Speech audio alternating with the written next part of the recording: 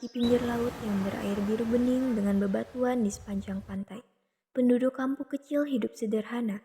Mereka menangkap ikan untuk dikonsumsi keluarga tanpa dijual kepada masyarakat sekitar.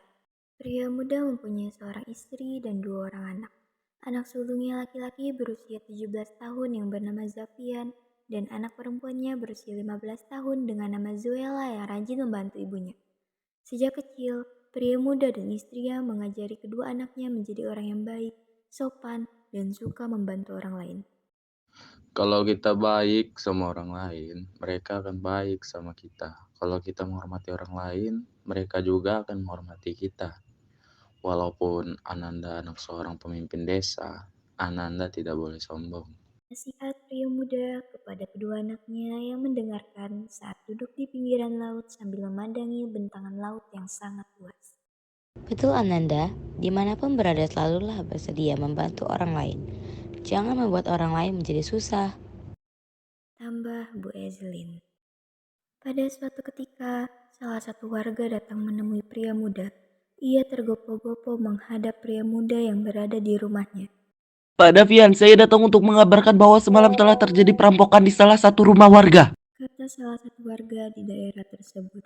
Jangan terlalu panik, Pak. Sebaiknya kamu beristirahat sejenak. Pria muda melihat warga yang sangat tergesa-gesa itu.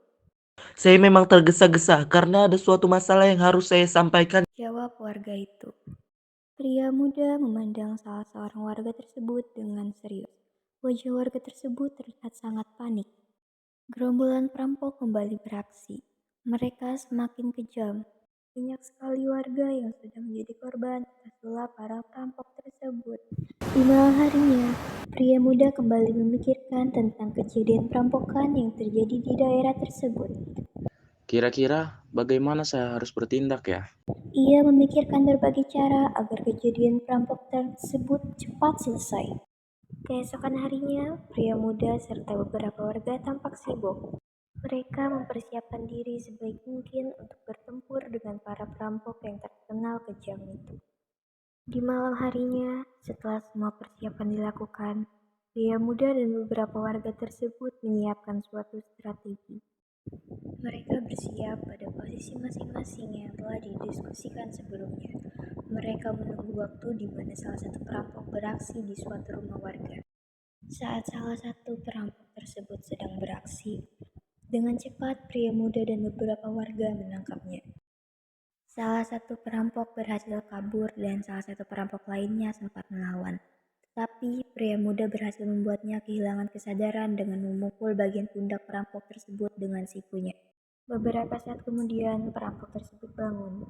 Ia terkejut melihat keadaannya yang telah terikat oleh sebuah tali.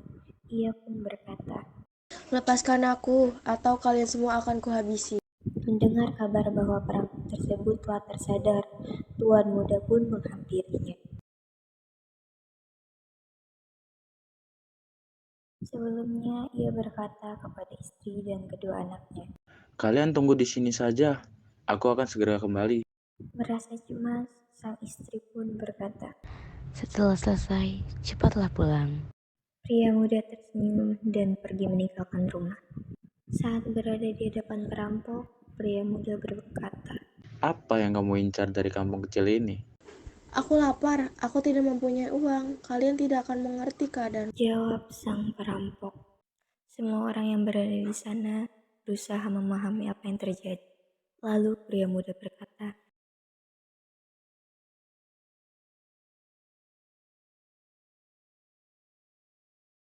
Jangan merasa hidupmu sengsara. Kau belum berusaha.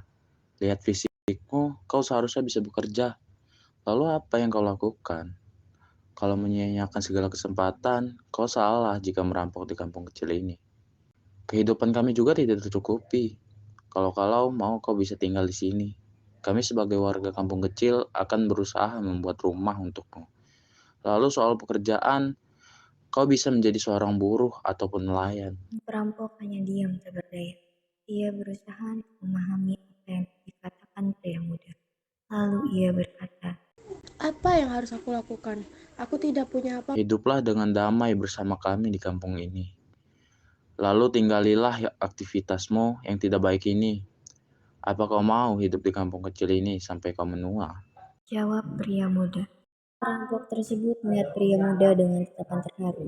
Ia merasa bahwa akhirnya ada seseorang yang paham dengan keadaannya. Baiklah, aku siap untuk tinggal di kampung ini sampai aku menua. Maafkan aku semuanya. Aku berjanji akan menjaga kampung ini akan selalu menjadi damai. Pria muda tersenyum. Semuanya merayakan keadaan tersebut dengan tawa dan secangkir minuman yang nikmat. Setelah selesai, pria muda kembali ke rumah. Terlihat sang istri sedang menunggu kedatangan suaminya. Saat melihat suaminya kembali, sang istri langsung menghampiri suaminya dan berkata, Terima kasih telah kembali dengan selamat. Terima kasih juga telah menungguku dengan sangat tulus.